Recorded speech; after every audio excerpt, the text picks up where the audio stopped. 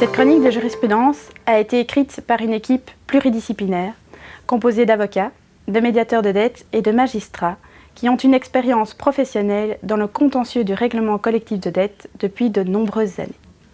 Cette chronique a pour fil rouge constamment de mettre au service de toute personne susceptible de pratiquer le règlement collectif de dette des solutions jurisprudentielles et doctrinales aux questions inhérentes à ce contentieux en perpétuelle mutation.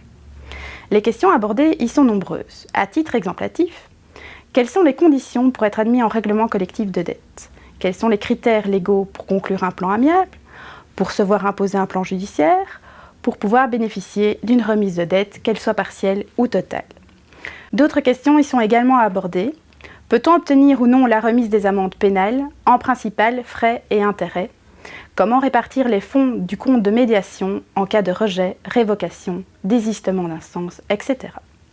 Les auteurs répondent à ces différentes questions par l'analyse de la jurisprudence entre 2011 et 2017, outre les querelles doctrinales, en prenant position, mais en ayant toujours le souci de confronter les thèses en présence et en gardant un esprit critique.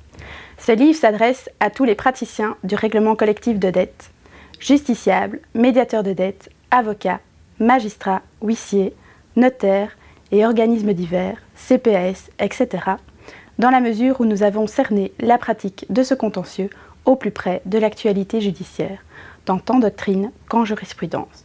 Je vous souhaite une excellente lecture.